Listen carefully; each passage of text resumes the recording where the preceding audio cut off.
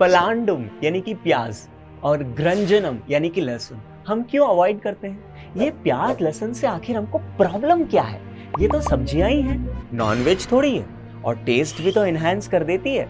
इनके तो बहुत सारे मेडिकल बेनिफिट्स भी हैं। ये antibiotic, anti fungal, anti allergic होती है, इनसे दवाइयां भी बनती है। प्याज लहसुन खाने से ब्लड प्रेशर कंट्रोल होता है, जॉइंट पेन ठीक हो जाता है, तो फिर हम क्यों ना खाएं? तो चलिए इस वीडियो में हम समझते हैं प्याज और लहसुन को अवॉइड करने के साइंटिफिक, लॉजिकल, आयुर्वेदिक और सबसे जरूरी स्पिरिचुअल रीजंस। और लास्ट में मैं आपको यह भी बताऊंगा कि कैसे बिना प्याज लहसुन के खाना भी बहुत टेस्टी बन सकता है विद सम ग्रेट अल्टरनेटिव्स। प्याज लहसुन वेज होने के बाद भी क्यों नहीं खाते? तो सबसे पहले मैं आपको बता दूं कि कृष्णा डिवोटीज ना तो वेजिटेरियन बनना चाहते हैं और न ही नॉन वेजिटेरियन। अच्छा, तो फिर तो हम बनना चाहते हैं कृष्णा इटैरियन। हम सिर्फ वो खाते हैं जो लॉर्ड कृष्णा एक्सेप्ट करते हैं, और शास्त्रों में लॉर्ड कृष्णा को क्या क्या ऑफर कर सकते हैं उसकी पूरी लिस्ट दी गई है। और इसलिए अनियन, गार्लिक, मसूर दाल, ऐसे कुछ चीजें जो वेजिटेरियन होने के बाद भी लॉर्ड को ऑफर नहीं होती, तो हम डिवोटीज भी इन्हें नहीं खाते। इवन लॉर्ड कृष्णा भी भगवत गीता 17.9 में फूड को इस तरह से क्लासिफाई करते हैं: कट्व अम्ल लवणात्युष्ण तीक्ष्ण रुक्ष विदाहिनः आहार राजसयश्चेष्टा दुःख शोकामय प्रदा। ये जो एक्सेसिवली तीखा, तीक्ष्ण और इरिटेट करने वाला जो खाना होता है वो दुख और रोग का कारण बनता है। Very simple. और इस बात से कोई डिनाई नहीं कर सकता कि प्याज लहसुन खाने से मुंह से कितनी स्मेल आती है। सिर्फ कटिंग करते वक्त ही आपको रुला देते हैं ये, और जब किसी सब्जी में तड़का लग जाए तो सब्जी का नेचुरल टेस्ट तो खत्म। तब तो सब्जी का सार बस प्याज और लहसुन ही रह जाता है। जो नेचुरल टेस्ट होता है वेजिटेबल्स का वो नहीं आता। इसलिए इनका संस्कृत सिनोनिम है उग्र गंधः यानी कि स्ट्रॉन्ग स्मेल, और मुख दूषणः यानी कि ब्रेथ स्पॉइलिंग।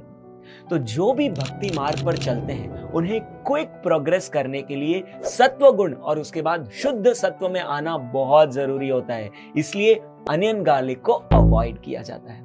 जैसे हम जानते हैं, जैसा खावे अन्न वैसा होवे मन।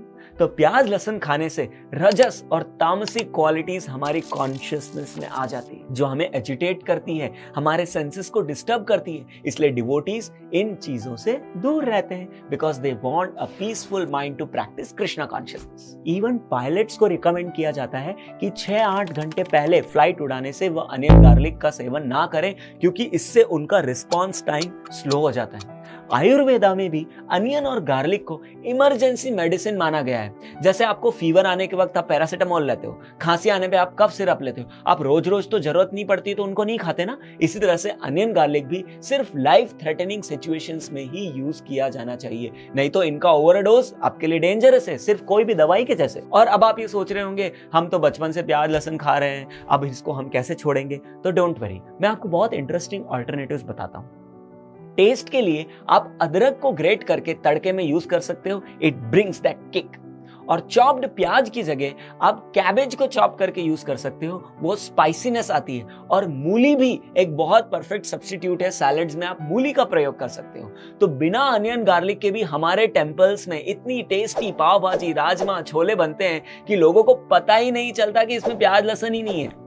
तो आप भी ट्राई करके देखिए। बिना अनियन गार्लिक के लिए टेस्टी खाना भगवान को भोग लगाएं और खाइए, और असली सब्जियों का ओरिजिनल टेस्ट एक्सपीरियंस करो।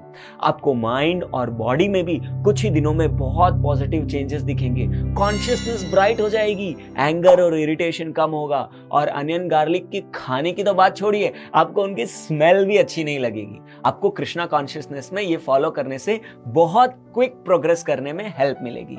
तो जरूर ट्राई कीजिए। हरे कृष्णा।